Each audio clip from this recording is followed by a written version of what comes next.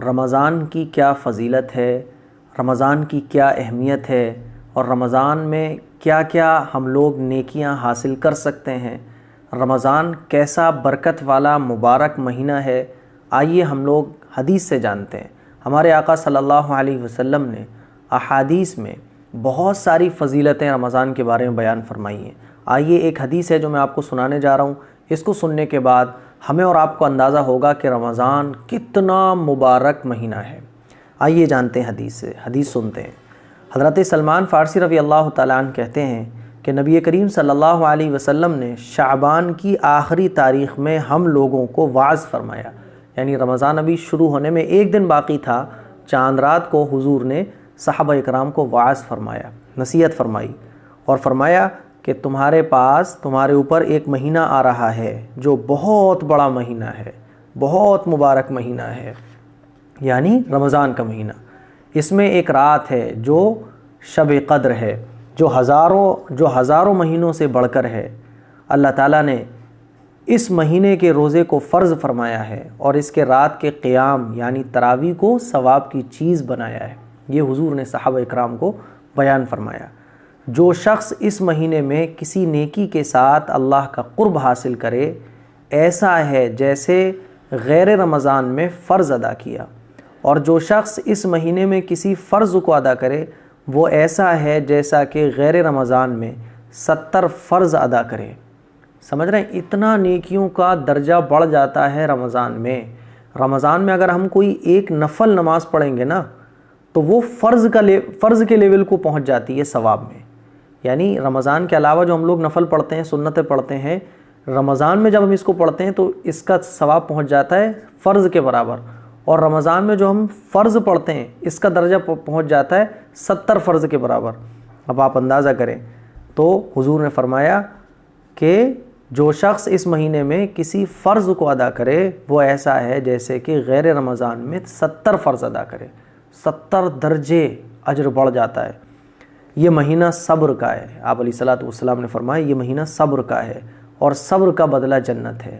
روزے دار جب روزہ رکھتا ہے تو صبر کرتا ہے، وہ چیزیں کھا نہیں سکتا، وہ پی نہیں سکتا، وہ پھر سحری میں کھاتا ہے، پھر افطار میں کھاتا پیتا ہے۔ تو یہ صبر کا مہینہ ہے، اور صبر کا بدلہ جنت ہے۔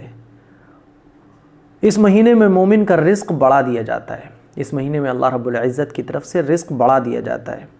جو شخص کسی روزے دار کا روزہ افطار کرائے، اس کے لیے گناہوں کے معاف ہونے اور آگ سے خلاصی کا سبب ہوگا۔ سمجھ رہے ہیں؟ ایسے حالات چل رہے ہیں، لاک ڈاؤن چل رہا ہے، آپ اپنے پڑوس میں، اپنے محلے میں، اپنے ایریے میں دیکھیں کہ کون ہے ایسا شخص جو غریب ہے لیکن روزے سے ہے، آپ اس کا روزہ افطار کرائیں۔ ہم نے تو یہ سمجھ لیا روزہ افطار کرانے کو کہ افطار پارٹی ہو تبھی ہوتا ہے، نہیں۔ افطار کرانے کا مطلب ہوتا ہے کہ کوئی غریب ہے، آپ اس کے ہاں پیسے پہنچوا دیں اور اس سے کہہ دیں بھائی اس سے روزہ افطار کر لینا۔ آپ اس کے ہاں راشن پہنچوا دیں اور کہہ دیں اس سے کہ بھائی اس سے روزہ افطار کر لینا، تب بھی آپ اس فضیلت میں آئیں گے۔ کیا فرمایا حضور نے؟ جو شخص کسی روزے دار کا روزہ افطار کرائے، اس کے لیے گناہوں کے معاف ہونے اور آگ سے خلاصی کا سبب ہوگا۔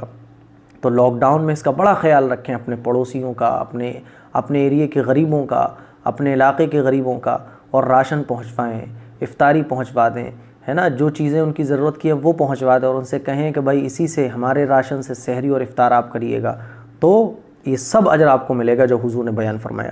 اور آگے حضور نے فرمایا اور روزے دار کے ثواب کی طرح اس کو ثواب ہوگا، مگر اس روزے دار کے ثواب سے کچھ کم نہیں کیا جائے گا۔ سمجھ رہے ہیں؟ اگر کوئی شخص کسی کو روزہ افطار کراتا ہے تو جو روزہ افطار کرنے والا ہے اس کو جتنا ثواب ملے گا، روزہ افطار کرانے والے کو بھی اتنا ثواب ملے گا، اور دونوں کے ثواب میں سے کچھ بھی کمی نہیں ہوگی۔ مثال کے طور پہ کوئی غریب آپ کے ایریے میں ہے اور آپ نے اس کو روزہ افطار کرایا یا آپ اس کو پیسے دے آئے، تو جتنا ثواب اس روزے دار کو ملے گا آپ کو بھی اتنا ملے گا، اور اس روزے دار کے ثواب میں سے کچھ بھی کم نہیں ہوگا۔ صحابہ اکرام نے عرض کیا یا رسول اللہ، ہم میں سے ہر شخص تو اتنی وسعت نہیں رکھتا، اتنا مالدار نہیں ہے کہ روزے دار کو افطار کرائے۔ تو آپ صلی اللہ علیہ وسلم نے فرمایا پیٹ بھر کھلانے پر موقوف نہیں ہے۔ ایسا نہیں ہے کہ آپ افطار کا مطلب یہ سمجھو کہ پیٹ بھر کے کھلاؤ، نہیں، یہ ثواب تو اللہ تعالیٰ ایک کھجور سے کوئی افطار کرا دے، یا ایک گھونٹ پانی پلا دے، یا ایک گھونٹ لسی پلا دے، ایک گھونٹ دودھ پلا دے، اس پر بھی اللہ تعالیٰ یہ اجر عطا فرما دیتا ہے۔ اللہ اکبر! تو اللہ کتنا مہربان ہے، کتنا غفور الرحیم ہے کہ اگر کوئی آدمی مالدار نہیں ہے، غریب ہے، اب وہ اچھا خاصا افطار تو نہیں کرا سکتا کسی غریب کو، تو حضور نے فرمایا بھائی ایک گھونٹ پانی ہی پلا دو، ایک گھونٹ دودھ ہی پلا دو، ایک کھجور ہی دے دو۔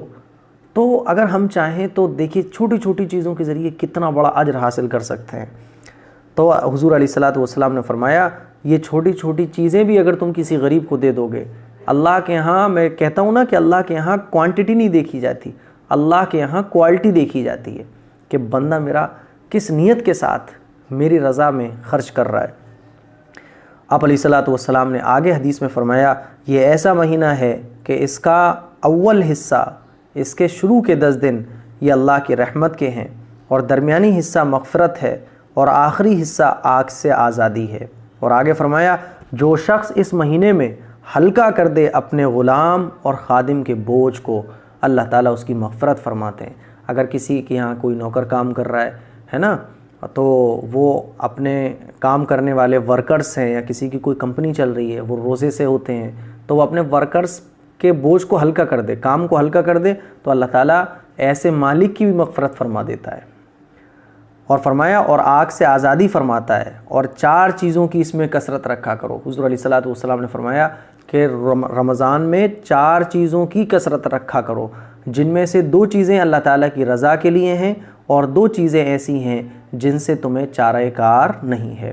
پہلی 2 چیزیں حضور علیہ الصلوۃ نے بیان فرمائی، پہلی 2 چیزیں جن سے تم اپنے رب کو راضی کرو، کلمہ طیبہ اور استغفار کی کثرت ہے۔ تو پتہ چلا کہ روزے کی حالت میں کلمہ طیبہ لا الہ الا اللہ محمد الرسول اللہ، لا الہ الا اللہ محمد الرسول اللہ، اس کو خوب پڑھنا چاہیے، اور استغفار، استغفر اللہ ربی من کل ذنب واتوب الیہ، استغفر اللہ ربی من کل ذنب واتوب الیہ۔ تو کلمہ طیبہ اور استغفار کی کثرت یہ خوب کرنا چاہیے روزے دار کو رمضان میں، ہے نا۔ دوسری 2 چیزیں یہ ہیں، حضور علیہ الصلوۃ نے فرمایا، اور دوسری 2 چیزیں یہ ہیں کہ جنت کی طلب کرو، یعنی اللہ سے جنت مانگو، اے اللہ مجھے جنت عطا فرما، اے اللہ جنت عطا فرما، ہے نا۔ اور آگ سے پناہ مانگو، جہنم سے چھٹکارے کی اللہ سے دعا بھی مانگو کہ اے اللہ مجھے جہنم سے بچا لے، اے اللہ مجھے جہنم سے بچا لے، یہ اللہ سے دعا کرنا چاہیے۔ اور آگے حضور علیہ الصلوۃ نے فرمایا جو شخص کسی روزے دار کو پانی پلائے، اللہ تعالیٰ قیامت کے دن میرے حوض سے اس کو ایسا پانی پلائے گا جس کے بعد جنت میں داخل ہونے تک پیاس نہیں لگے گی۔ سمجھ رہے ہیں؟ تو آپ افطار کرنے کے بعد نکلیے، اور آپ کے ایریے میں جو غریب روزے دار ہوں، جو بھوکے روزے دار ہوں، جو پیاسے روزے دار ہوں، ان کو پانی پلائیے، ان کو کھانا پہنچائیے، ان کو پھل پہنچائیے، ان کو دوا پہنچائیے۔ اس طرح سے جب آپ غریبوں کی مدد کریں گے، روزے داروں کی مدد کریں گے اس لاک ڈاؤن میں، تو اللہ تعالیٰ آپ کو وہ سب اجر عطا فرمائے گا جو حضور علیہ الصلوۃ نے اس حدیث میں بیان فرمائے۔ تو حضور نے فرمایا کہ میرے حوض سے اللہ ایسے شخص کو پانی پلائے گا جس کے بعد جنت میں داخل ہونے تک پیاس نہیں لگے گی۔ یہ حدیث ہے۔ تو پتہ یہ چلا کہ رمضان میں یہ سارے کام کرنے پر رمضان میں کتنی ساری فضیلتیں جو رمضان کی ہیں وہ ہمیں حاصل ہو سکتی ہیں چھوٹے چھوٹے کاموں کو کرنے سے۔ امید کرتا ہوں اس حدیث کو سننے کے بعد ایمان آپ کا تازہ ہوا ہوگا، نیکی کرنے کا جذبہ آپ کے اندر پیدا ہوا ہوگا، نیکیاں کرنے کا شوق آپ کے اندر پیدا ہوا ہوگا، اور حضور علیہ الصلوۃ سے محبت اور ایمان آپ کا تازہ ہوا ہوگا، اور محبت بڑی ہوگی۔ اس کلپ کو شیئر ضرور کریں، گھر پہ سب کو دکھائیں تاکہ یہ حدیث گھر میں سب کو معلوم ہو سکے۔ السلام علیکم ورحمۃ اللہ وبرکاتہ۔